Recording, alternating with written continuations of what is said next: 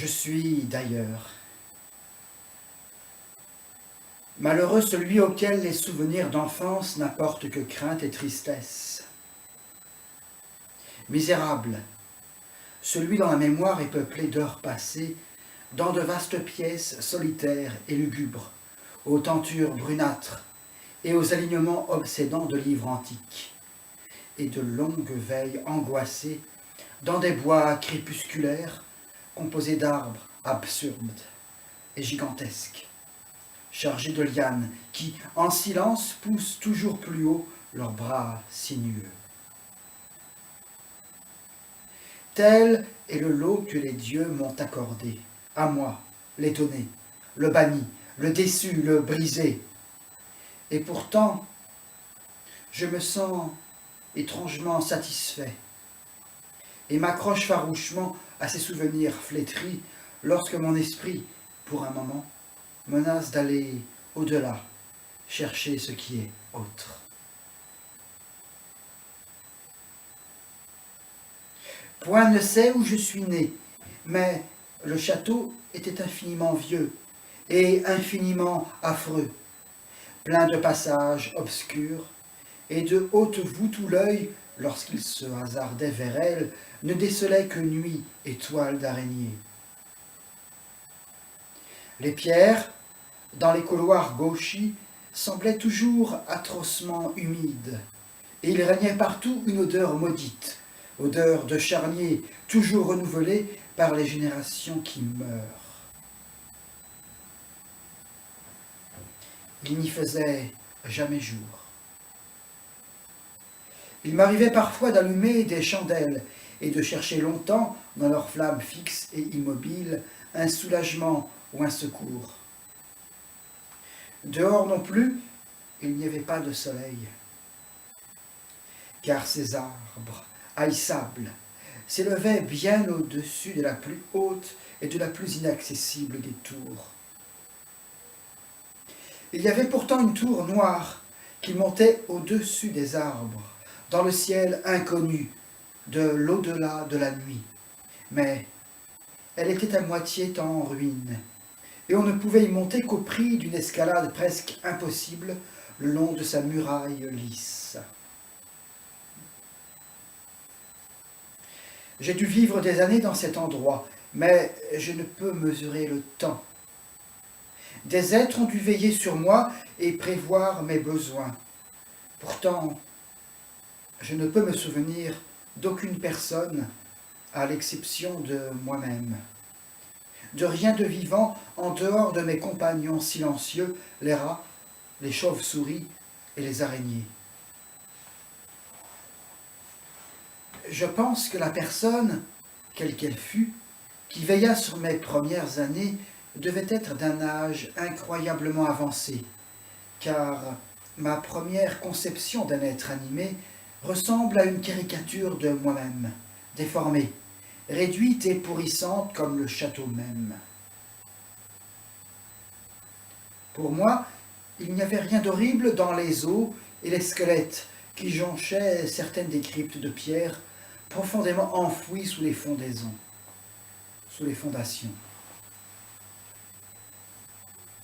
C'est incroyable, mais j'associais ces choses à la vie quotidienne et les prenais pour plus naturelles que les images colorées d'êtres vivants que je rencontrais dans l'ombre de mes livres moisis.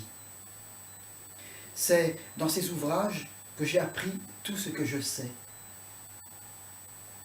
Je n'ai pas eu de précepteur pour me guider, pour me conduire.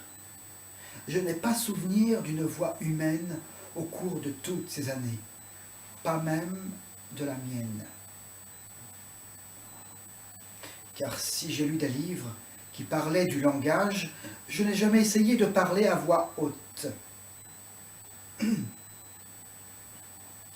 Mon aspect physique, je n'y pensais jamais non plus, car il n'y avait pas de miroir dans ce château, et je me considérais moi-même automatiquement semblable à ces êtres jeunes que je voyais dessinés et peints dans les livres. Et je me croyais jeune parce que j'avais peu de souvenirs. Dehors, par-delà les douves putrides, sous les arbres sombres et muets, souvent je m'allongeais et restais à rêver pendant des heures à ce que j'avais lu dans les livres, et plein de nostalgie, m'imaginais mêlé à quelque foule joyeuse et gaie dans le monde ensoleillé qui débutait au-delà de l'interminable forêt. Une fois, j'essayais de fuir cette forêt, mais plus je m'éloignais du château, plus l'ombre moite s'alourdissait, et plus l'air se chargeait d'une terreur enveloppante. Affolé, je retournais sur mes pas, et perdu de panique à l'idée que je ne pourrais retrouver mon chemin dans ce labyrinthe de silence obscur. Ainsi, tout au long d'interminables crépuscules, je rêvais et j'attendais. J'attendais je ne sais quoi. Mais dans ma solitude noire, mon désir de clarté devint si fort et si poignant que je n'étais plus capable de me détendre, de me reposer, et que je tournais toujours mes regards et tendais toujours mes mains avides vers cette tour en ruine, sombre et solitaire, qui montait au-dessus de la forêt jusqu'au ciel inconnu de l'au-delà. Finalement, je me résolus à faire l'escalade de cette tour. Dussé-je y périr? Car mieux valait voir le ciel, quitte à en mourir, que vivre sans jamais connaître le jour. Dans le crépuscule moite, je montais donc les degrés de pierre usée par les siècles jusqu'au dernier, et ensuite entamais la dangereuse ascension en m'aidant de saillies précaires aux jointures des pierres. Épouvantable, affreux et lisse, ce puits de pierres mortes, un puits d'encre, fissuré, désert, sinistre, avec ces chauves-souris étonnées dont j'éveillais les ailes silencieuses. Mais plus affreuse et plus angoissante encore, la lenteur de ma progression. Car j'avais beau monter et monter, au-dessus de moi l'obscurité ne s'éclaircissait point. Une nouvelle terreur grandit en moi, celle que suscite la pourriture maudite et vénérable. Des frissons m'ébranlaient, et je me demandais pourquoi je n'atteignais pas la lumière. J'aurais baissé les yeux si je l'avais osé. J'imaginais un moment que la nuit devait être tombée d'un coup sur moi. En vain, de la main, je tâtonnais pour essayer de rencontrer l'embrasure de la fenêtre par laquelle je pourrais me pencher et savoir à quelle hauteur j'étais déjà parvenu. Mais, tout à coup, après plusieurs éternités passées à me traîner, collé à la paroi de ce précipice concave et affolant, ma tête heurta quelque chose de dur, et je compris que je venais d'atteindre le toit, ou tout au moins quelques paliers. Toujours dans le noir, je levai une main et tâtai l'obstacle. Je m'aperçus qu'il était de pierre et immuable. C'est alors que j'entrepris cette aventure odieuse, faire le tour du donjon, m'accrochant aux faibles prises que m'offrait la muraille grasse. Finalement, ma main, à force de quête, sentit en un endroit l'obstacle remuer. Je me hissai, poussant de la tête la dalle ou la porte, car je me retenais des deux mains dans cet effort délirant. Aucune lumière ne se coula par la fente, et mes mains, une fois glissées de l'autre côté de la surface, je compris que mon ascension était, cette fois, terminée. Car cette dalle servait de trappe, permettant d'accéder à une aire de surface plus grande que celle de la tour en bas. C'était certainement le plancher d'une vaste chambre de guet. Je m'introduisis lentement par l'ouverture et voulus essayer d'empêcher la lourde dalle de retomber en place, mais échouai. Et me laissant tomber sur la pierre lisse, j'avais à l'oreille l'écho sonore de sa retombée. J'espérais que le moment venu, je pourrais de nouveau la forcer. M'imaginant alors à une hauteur prodigieuse, bien au-dessus des plus hautes branches de la forêt maudite, je me redressais lourdement et fouillais la nuit de mes mains à la recherche de fenêtres, afin de pouvoir, pour la première fois, poser les yeux sur le ciel, la lune et les étoiles dont m'avaient parlé mes livres. Mais sur tous ces points, je fus déçu. Car tout ce que je rencontrais, ce furent d'interminables alignements de profondes étagères de marbre, chargées de longues et inquiétantes boîtes que je touchais en frissonnant. Et je réfléchissais, et je me demandais de plus en plus quels étaient donc ces innombrables secrets qu'enfermait depuis des temps et des temps cette pièce retranchée du château. Par surprise, mes mains sentirent l'embrasure d'une porte fermée par un ventail de pierres sculptées de ciselures étranges. Je voulus l'ouvrir, elle était bien close. Dans un ultime sursaut de volonté, je m'acharnai et sentis finalement le battant venir à moi. Et c'est alors que me vint la plus pure extase que j'ai jamais connue.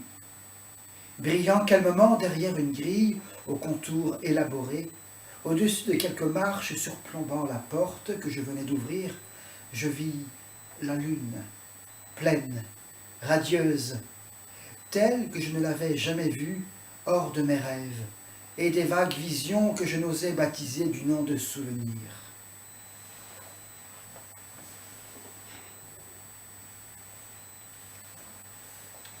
Croyant avoir atteint la cime dernière du château, je me précipitai en haut de ces marches, de l'autre côté de la porte.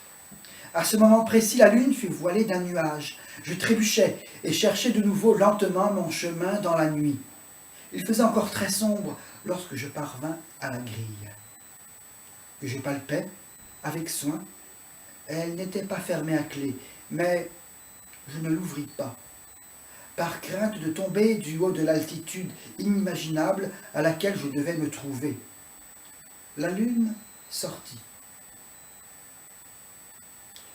Le plus démoniaque de toutes les choses vous vient de l'inattendu le plus insondable, ou de l'impensable le plus fou.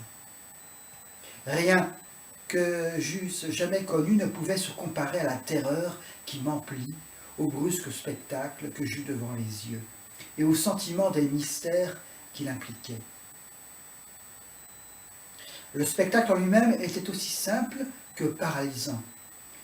Ce n'était rien d'autre que ceci. Au lieu d'un panorama vertigineux de sommets d'arbres, s'étendant au pied d'une hauteur sublime, ce que j'avais devant moi, à mon niveau, de l'autre côté de la grille, ce n'était rien d'autre que le sol, la terre ferme, peuplée à cet endroit de dalles de marbre et de colonnes, à l'ombre d'une vieille église de pierre, dont la flèche ruinée ruitelait comme un spectre sous la pâle lumière de la lune. À moitié conscient, j'ouvris la grille et titubai sur le sentier de gravier blanc qui partait dans deux directions. Mon esprit, noyé par le choc et le chaos, était toujours rongé du besoin de lumière. Le fantastique mystère lui-même, qui venait de surgir, ne réussit pas à lui faire oublier son objet, à infléchir la course de mon destin. Je ne savais pas, et je ne m'en souciais pas, si j'étais aux prises avec la folie, le rêve ou la magie, mais j'étais plus que jamais déterminé à contempler la clarté et la joie, quel que dût en être le prix. Je ne savais ni qui j'étais, ni où, ni ce que j'étais, ni l'endroit où je pouvais me trouver, mais je continuais à marcher en aveugle devant moi. Et en même temps se levait lentement dans mon esprit une sorte de souvenir latent, aussi bien qu'horrible, qui soustrayait au hasard le choix de ma route.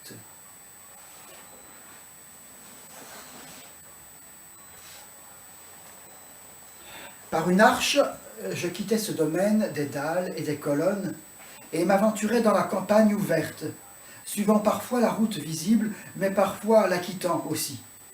Bizarrement, pour traverser des prés ou des ruines sporadiques, signifiait la présence oubliée d'un chemin d'autrefois.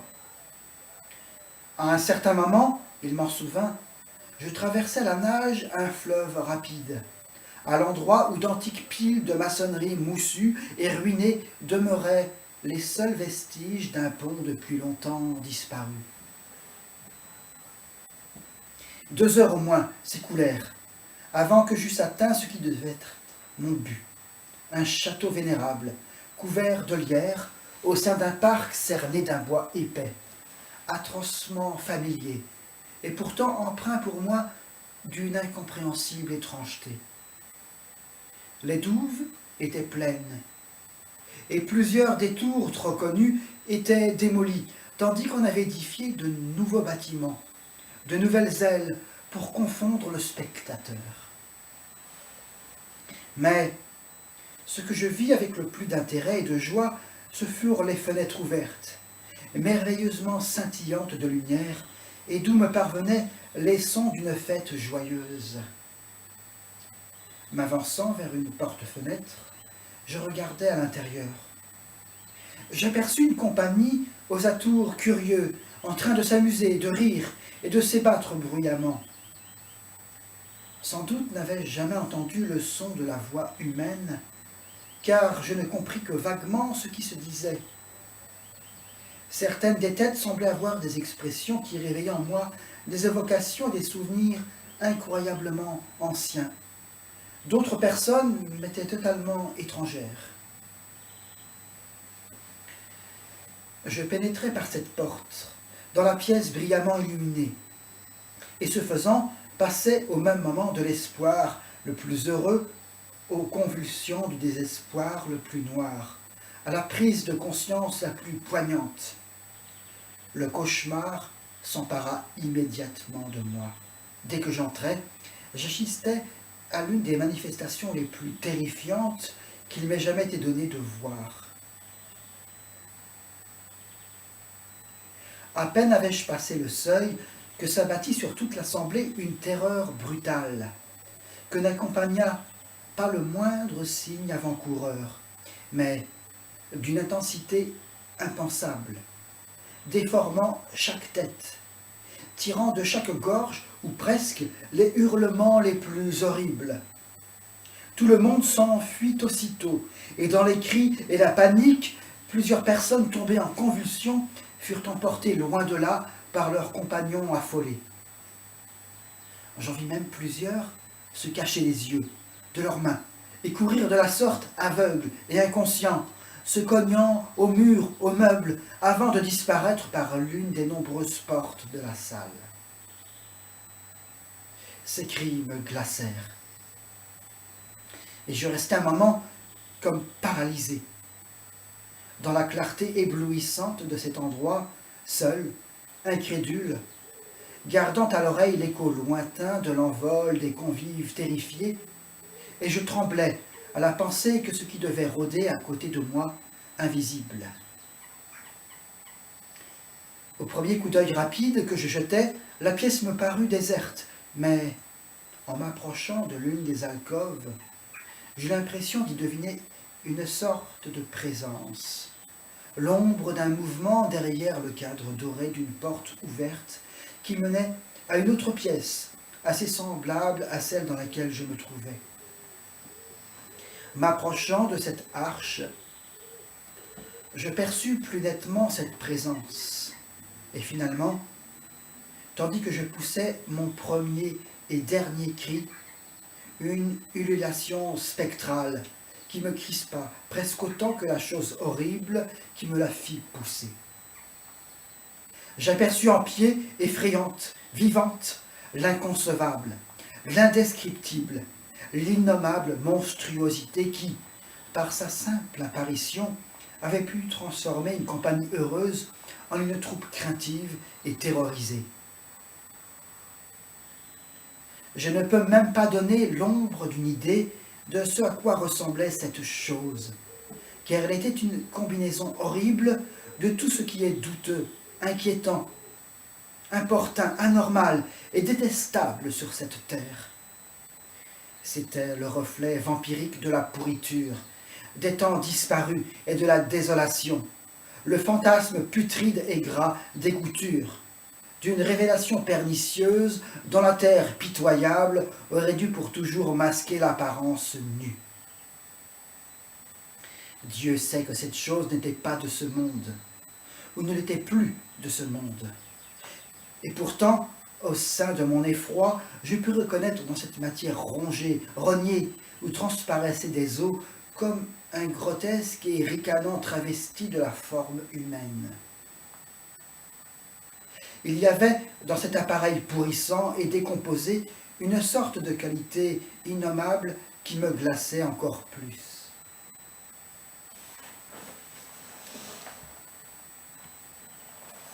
J'étais presque figé,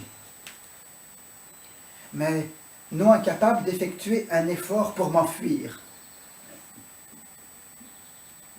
Je titubais, en arrière, sans pour autant parvenir à rompre le charme sous lequel me tenait ce monstre sans voix et sans nom. Mes yeux, ensorcelés par ces orbites vitreuses qui se vrillaient ignominieusement dans les miennes, mes yeux se refusaient à se fermer. Certes, et j'en remercie le ciel, la vision qu'il me transmettait était voilée, et, le moment du premier choc passé, je ne distinguais qu'indistinctement cet objet terrible. J'essayais de conjurer cette vision en portant ma main devant mon visage, mais mes nerfs étaient dans un tel état que mon bras ne répondit qu'imparfaitement à ma volonté. Cette tentative me fit à moitié perdre l'équilibre, et je basculai en avant et trébuchai de plusieurs pas pour éviter de tomber. Je me rendis soudainement compte, dans un moment d'agonie, que la répugnante charogne était à quelques centimètres de moi. Il me semblait en entendre la sifflante et caverneuse respiration. Presque fou, j'ai encore la force de tendre le bras pour écarter la fétide apparition si proche de moi, quand, dans une seconde où les cauchemars du cosmos rejoignirent les accidents du présent, mes doigts entrèrent en contact avec la patte pourrissante et ouverte du monstre sous cet encastrement d'or. Non, ce ne fut pas moi qui hurlais. Tous les vampires sataniques qui chevauchent les vents nocturnes hurlèrent pour moi, en même temps que, dans l'espace de cette même seconde, s'effondrait d'un seul coup sur mon esprit la cataracte, l'avalanche annihilante des souvenirs, et que se rouvrait, à m'en déchirer l'âme, ma mémoire.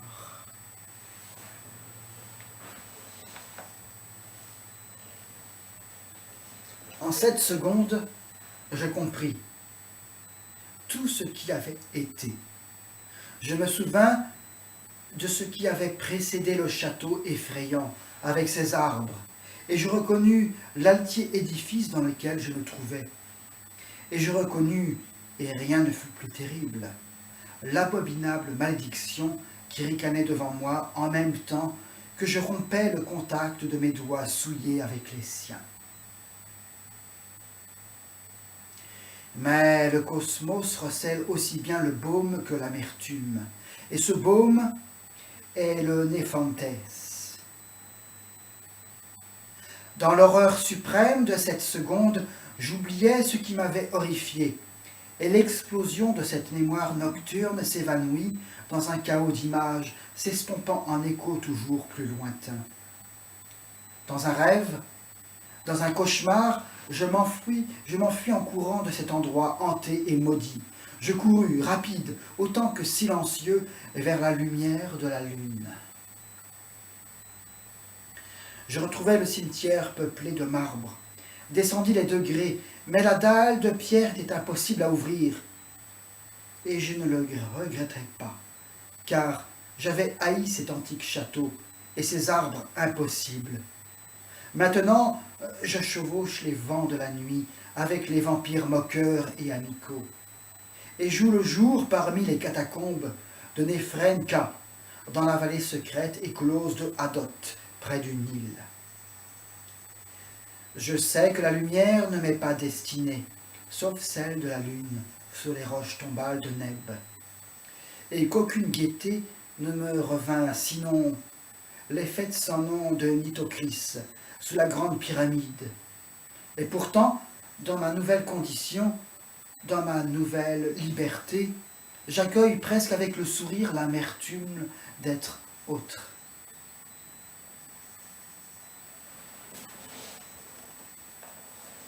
Car, quoique le Néphantes ait mis la main sur moi, je sais pour toujours que je suis d'ailleurs, un étranger en ce monde, un étranger parmi ceux qui sont encore des hommes. Et cela, je le sais, du moment où j'ai tendu la main vers cette abomination dressée, dans ce grand cadre doré, depuis que j'ai porté mes doigts vers elle et que j'ai touché une surface froide et immuable de verre lisse.